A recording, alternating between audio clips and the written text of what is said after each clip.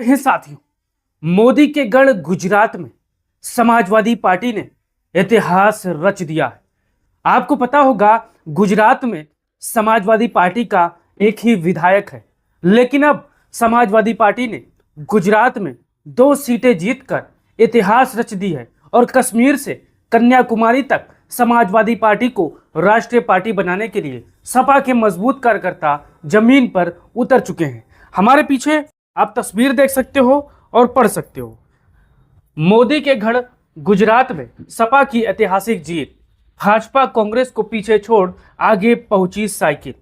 अब आपको पता होगा समाजवादी पार्टी उत्तर प्रदेश में मजबूत है, महाराष्ट्र में मजबूत है, लेकिन वहीं पर गुजरात में समाजवादी पार्टी के पास एक विधायक है और एक विधायक ने अपने कुशल नेतृत्व से, मजबूत मार्गदर्शन से समाजवादी पार्टी को 2 सीट यहां पर मजबूती के साथ जिताकर और मजबूत किया है। अब यहां पर यह तस्वीर आप देख सकते हो, पहले यहां पर पढ़ सकते हो। गुजरात निकाय चुनाव 2026 में कुछ जगहों पर बीजेपी और कांग्रेस दोनों को हार मिली, खास तौर पर कठलाल और कुटियाना क्षेत्रों में। इन जगहों पर अखिलेश यादव की समाजवादी पार्टी के उम्मीदवार जीत गए। अब ये तस्वीर आपको याद होगा, ये समाजवादी पार्टी के इकलौते विधायक हैं, इनका नाम है कंधाल जटेजा और ये मजबूती के साथ समाजवादी पार्टी का कारवां आगे बढ़ाने के लिए संघर्ष कर रहे हैं। अब ये देखिए, सपा ने कौन कौन से सीट जीती ये भी पहले आप जान लीजिए साथियों, फिर आगे बात करते हैं। इस खबर में पूरी सीटों को लिस्ट नहीं दी गई है, लेकिन जिन मैं आपको बताने वाला हूं 2 ऐसी सीटें हैं। देखिए, कुटियाना का जूनागढ़ क्षेत्र और कांठलाल का खेड़ा क्षेत्र, ये 2 ऐसी सीटें हैं जहां समाजवादी पार्टी ने प्रचंड वोटों से चुनाव जीता है। अब यहां पर आप देखिए, गुजरात में सपा की क्या स्थिति है, गुजरात में समाजवादी पार्टी का स्थिति है, आप समझिए। देखिए, गुजरात सपा का पारंपरिक मजबूत राज्य नहीं है, जैसे कि उत्तर प्रदेश है और महाराष्ट्र है और अन्य राज्य हैं। तो यहाँ मुख्य मुकाबला आमतौर पर बीजेपी, कांग्रेस और आम आदमी पार्टी के बीच होता है, लेकिन ऐसे में सपा का जीतना एक अलग तरह की एंट्री माना जाता है। आपको याद होगा विधानसभा चुनाव में जब गुजरात का परिणाम आया था तो समाजवादी पार्टी ने 1 सीट जीता था। अब यहाँ पर सपा ने कितना मेहनत किया है ये भी आप जान लीजिए। गुजरात के जूनागढ़ और कंठलाल क्षेत्रों में कितना मेहनत किया। देखिए, सपा की जीत के पीछे कुछ मुख्य कारण है। ग्राउंड लेवल पर समाजवादी पार्टी ने काम किया, लोकल उम्मीदवारों पर भरोसा किया, घर घर संपर्क और छोटे स्तर पर प्रचार किया।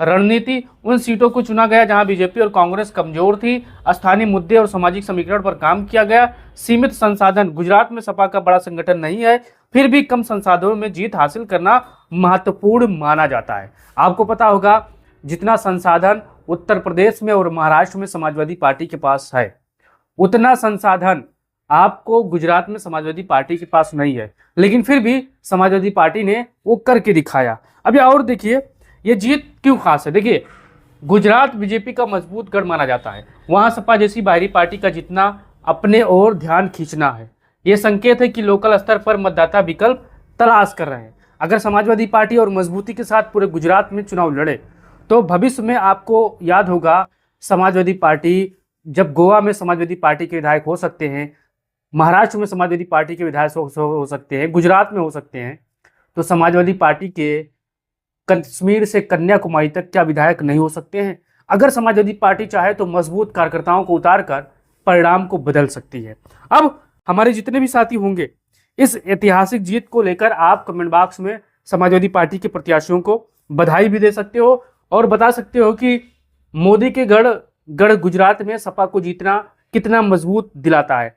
आपको याद होगा गोरखपुर का उपचुनाव, जो कभी योगी आदित्यनाथ का गढ़ माना जाता था, समाजवादी पार्टी ने किस प्रकार से उन्हीं के गढ़ में उनको धाराशाही किया था। यूपी का 2027 का चुनाव आ रहा है और आप मजबूती के साथ तैयारी कीजिए और अपने तमाम साथियों तक एक्टिव कीजिए और इस बार यूपी में साइकिल को दौड़ाना है, कश्मीर से कन्याकुमारी तक समाजवादी पार्टी की सरकार बनाना है। अगर आप हमारी बातों से सहमत हैं तो इस वीडियो को तमाम साथियों तक भेज दीजिए और आप ये वीडियो फेसबुक पर देख रहे हो तो पेज को फॉलो कर लो, यूट्यूब पर देख रहे हो तो चैनल को सब्सक्राइब कर लो। जय हिंद।